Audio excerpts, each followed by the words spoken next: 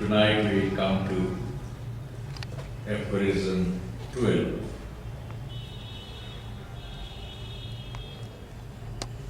I read the text.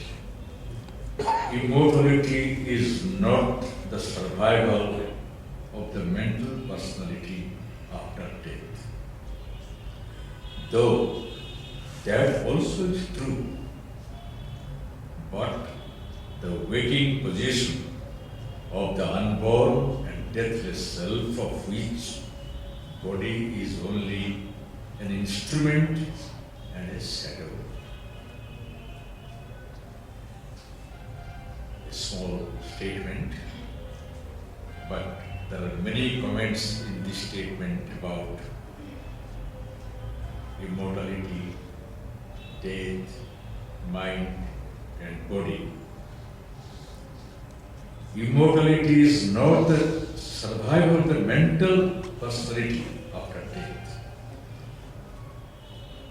Though that also is true, but the waking position of the unborn and deathless self, of which body is only an instrument and a shadow. Generally,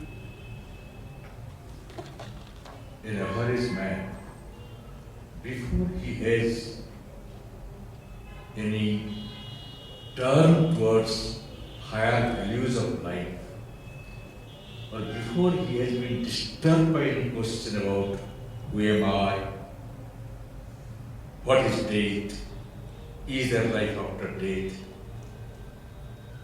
any such question, he takes himself for granted.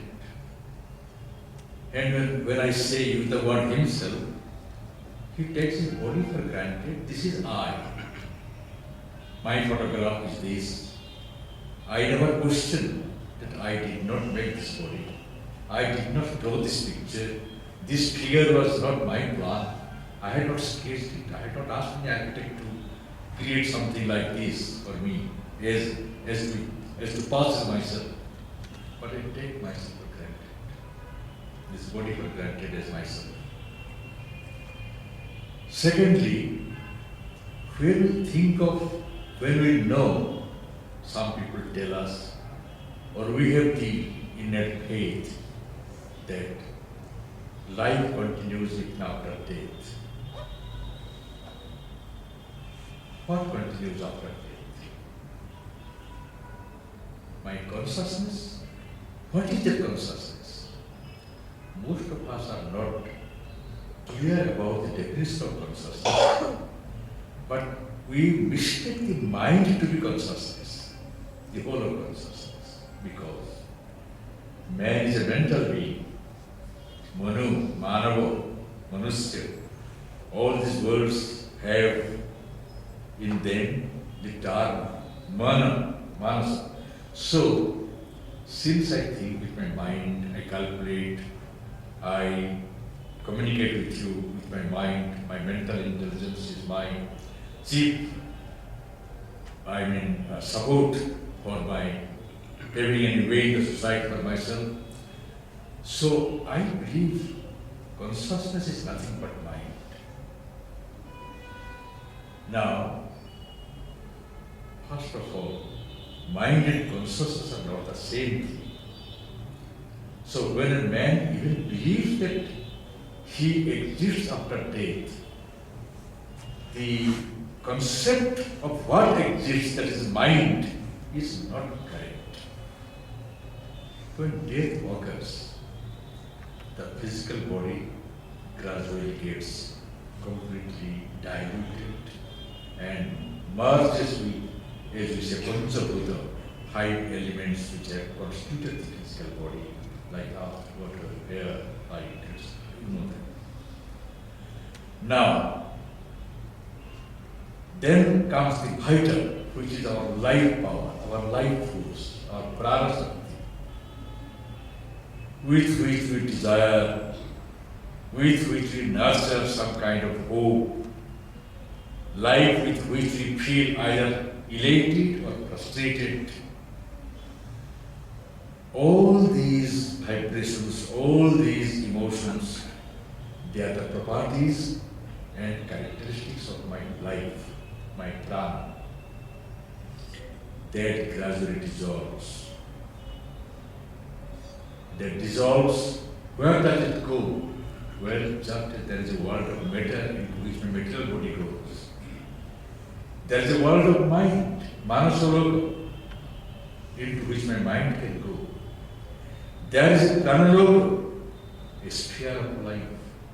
You see, they do not have geographical contours, they do not have geographical identities. They are all interspersed. They are in this invisible world, all they exist. They do not need a specific space. A different dimension works there. So life also gets dissolved in that pranaloka. What remains is something we have discussed about, the soul. But again, soul is a very universal term, general term. We all have souls. But what exactly carries in itself all the experiences I have gathered during a lifetime is a specific condition of the soul, or can I use the word, an orientation of the soul, which is called psychic being. The psychic being, Chaitya Satta in Sanskrit. Now, that practically is the only thing which is retained after my personality has been completely dissolved, my body has gone to the five elements, my mind has passed into the manasaloka, life into pranaloka. But Sri Aurobindo, why does he specifically say in this aphorism that one should not think that survival after death means survival of the mental being? And at the same time he says that also is true. Because we often confuse our whole consciousness as our mind, our thing. And secondly, if a person has developed gradually his mind to such a degree, such an extent, that by and by it has become, instead of becoming a vehicle of my desires and my hopes and my dreams of a very superficial nature, it has become practically a servitor of my soul, my inner being. Then the mind itself also gets a very special status. It develops itself. It becomes more and more mature, more and more well-formed, so that when a person dies, along with his psychic being, this mind, which is quite, if it is quite mature, well-formed, well connected with the soul, then it also remains intact. And when the psychic being takes birth again, the same mind can also come back and Sri Aurobindo says, Mother says, while explaining this particular aphorism, it can also remember the past lives. Remembering the past life is not something which is very ordinary phenomenon. You often read in newspapers, in such and such state, in such and such place, a young boy, hundreds of times it has happened. The young boy suddenly remembers. Suddenly he says, this is not my home. I belong to such and such place. My house was on the bank of the river. We had a mango orchard just beside my house. And I used to play with such and such children. I had put my toy under such and such rack. Then what happened, I do not know. Following this description, investigations are made. For some time, Rajasthan, Jaipur University had a parapsychology department, and this investigation was undertaken by them also. I don't know, subsequent to the department why it was disbanded. But it has been found whatever this child was saying was correct. There was a boy by such and such name who died, not long before this child was born, and further investigation proved the toy which he says he had hidden under a rack was also there lying. the toy also got out. It is believed that this boy was remembering the past life, the reincarnation of that boy. Anybody would think like that. It's not correct. What happens is, I know this from a very almost direct experience of people with whom I am very close. What happens is that the boy who has died there, his vital being, Prana-Satta, that is the thing which remains in the atmosphere quite for some time.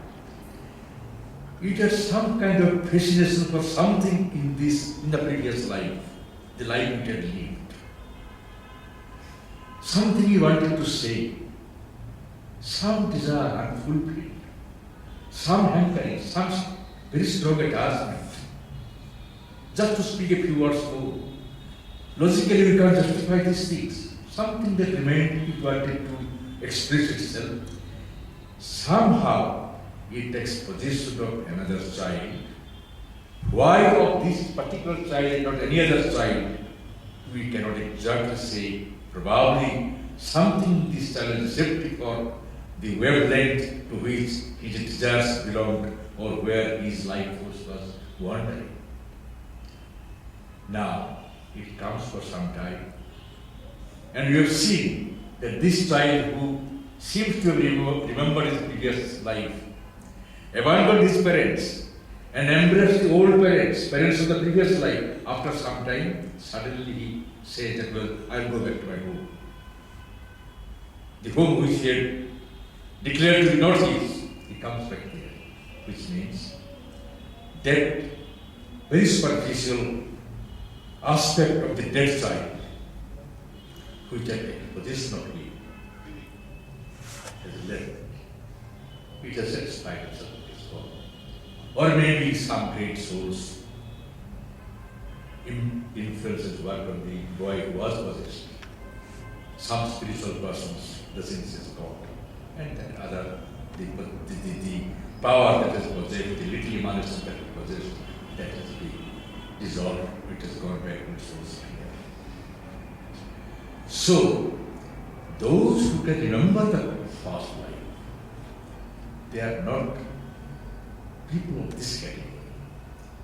They are Jatiswaras, those who have a very developed psychic being, and along with the psychic being, those who have got a very well-formed, very well-organized mind, a mind which has come under the influence of the psychic being, the innermost part of our consciousness.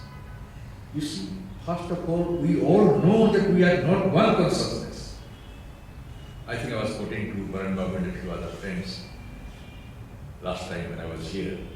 An American poet, his autobiography, Terry Hugh, his name is Terry Hugh. Now, he says, he recollects, when he was a little boy of 6 years, one day his mother asked him to stay in his own room, not to go out. She was going to a neighbor's house for 1 hour and will come back.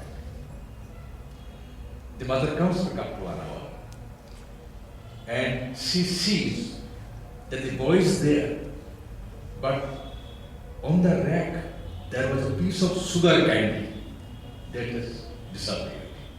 So the mother asks the boy, when I left, you were here. The sugar candy was there.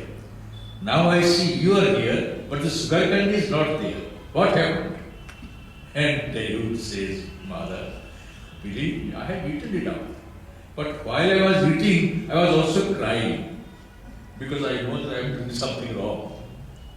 So in his own tiny self, in one part, he is tempted to do something. In other part also he feels that he should not have done that.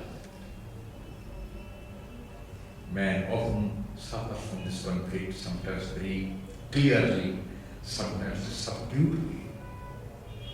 Those of you who have studied in the college or school, Shakespeare studied Macbeth.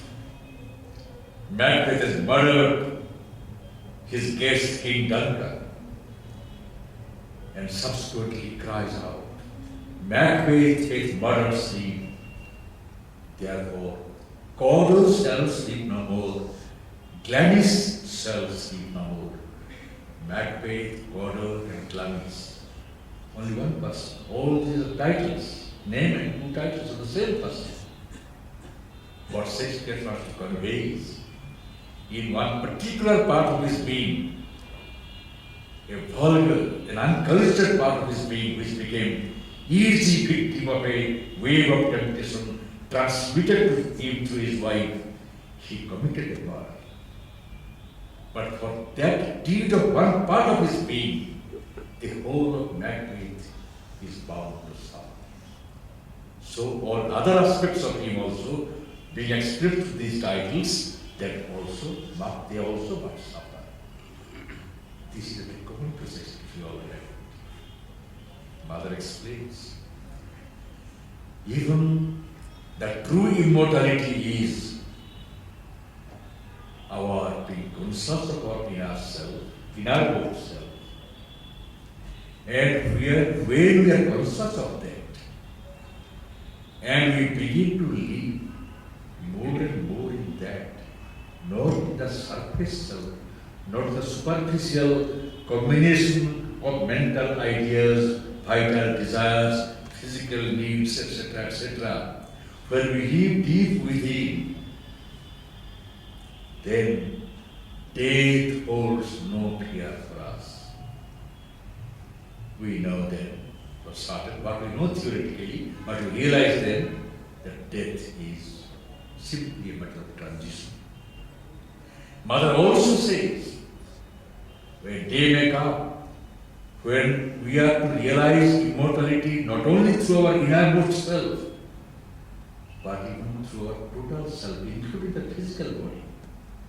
Even the physical body can become immortal. In principle, when?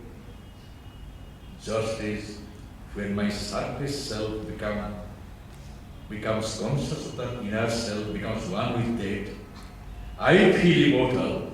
When my physical body, all its cells, all its complex constitution, becomes conscious of the fact that I am nothing but a projection of the divine. Just as my soul is a direct projection of the divine, body too is nothing but a direct projection of the divine. When I realize that, not only I know that, but I realize that, the time must come. At that time it will be possible even to dream of the immortality of the physical body. But in any case, by the time we are conscious of the innermost soul and we are identified with it, we know that it's my true self. At least fear of death completely disappears. We forget the very life to which we are attached. We don't want to die. We don't want to live this life. I am attached to it. This very life is a result of a death. I was something. I was equally attached to that life also, what I was. And because of death, I have got this specific life today. So there is no reason for me to be attached to this life and to fear death. But again, we must remember in the light of Sri Aurobindo, the fear of death is nothing but the distortion, corruption of a great truth. What is that truth? That truth is my innermost knowledge that I am indeed immortal. Through ignorance, this knowledge of my immortality is projected as a recoil from death, which is fear. I am afraid of time. That is an ignorant expression of my sense of my knowledge of immortality, because I am truly immortal. Now, this tendency to avoid death manifests in two ways. In most of the people, it never comes even as a fear that he or she is one day bound to die. They take life for granted. They never think that death is really. It may happen to anybody else, but not to me. The famous question in Mahabharata Jakya Prasna, the disguised Jakya, the disguised god of, practically the god of Dharma, asking Yudhishthira a few questions, series of questions, beautiful questions. These questions is so psychologically varied and truthfully today. Questions like, what is it by giving up which one becomes dear to all? Not giving which, giving up, by abandoning which, by living which, one becomes dear to all. What would be your answer? Ego, pride. If I do not have pride, the wall of separation from others is broken, and people will love me. I may be a genius, people respect me. You may be a highly skilled artist, people will praise you. But love is a different thing. Another question which I remember just now is, what is it by giving up which they are so helpful to our present life also? What is it by giving up which, by abandoning which, one never grows poor? What is the answer? Wisdom. Desire. Because if I have a desire for a 3-storied house and I have only 1-storied house, I am poorer by 2 stories. If I have a desire for a 20 lakhs valued car and I have got only a 2 lakh valued car, I am poorer by 18 lakhs. If I have a desire for 1 crore, I have got only 1,000, I am poorer by that difference. So if one does not have desire, there is no potential one that is poor. In the same series of questions, beautiful questions. What is quicker than breeze by air? Answer is mind. Mind is at this moment here, next moment somewhere else. So, series of questions. The last group of questions is this: what is it that is most surprising in this world? You know that. I am sorry, most of you must have known that. Every moment people are dying, going to the abode of the god of death. But those who are alive, they conduct themselves in such a way as if they were immortals. And they don't have a time. What is more surprising than this? So, nature, Mother Nature, lower nature, has worked in such a way that our sense of immortality, which results in fear of death, again is a strategy. We don't think of death. Others may die, but not I. There is a very, very unforgettable incident. The last great dictator of Western world, General Franco of Spain. He ruled for a long time, and when he was dying, was quite advanced age. I forgot how old he was, but he was dying. And doctors knew it is a matter of few hours now. He would pick the bucket and go. And his cabinet ministers had come to bid him goodbye. He is leaving them. So they had collected in the adjoining room. And he was in a coma. Suddenly, he came back to his senses. And he asked the personal physician who was nearby. I can hear a lot of people speaking, talking in the other room. Who are they? And the physician He thinks it is time like telling the truth. So he says, well, sir, they are the members of your council of ministers. Then the dictator asks, why are they here? Well, sir, they have come to bid you goodbye. Goodbye, where are they going? That was the last statement of his. He never thought that he would be going. It is spontaneous. So either this taking life for granted, so far as I am concerned, there is one strategy of ignorance, a disdained ego and distorted ego of our sense of immortality, truth of immortality. The second is fear. I am afraid of death. But I must be aware of the fact that death is there in reality. So far as the present stage of evolution is concerned, but I did not reflect. It is not sufficient to mentally resolve that I did not fear it. That will help also. But the real remedy of the fear is that I try to establish my link with my true self, which the Aurobindo says is neither born, is nor going to end in a kind of death. It is an everlasting truth, an everlasting power, an everlasting force, because it is divine. It is the spark of the divine that is within us. So, it is not several things about which the aphorism makes us conscious. One is, our mind is not a full consciousness. What survives, what becomes immortal after a body has fallen, is not the mental self, but my inner self, which is truly immortal.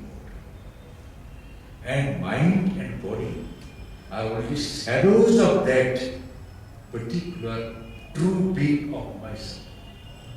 These are not truly myself. But these can also become myself when they have come totally under the influence of my innermost being, my psyche. This much today. I do not know how much I have been able to explain this aphorism. I had to attend a big program in the Parliament Constitution Hall. I just managed to reach on time. I was tired, but I hope this is the minimum justice that can be done in this profound aphorism. Thank you very much. Tomorrow.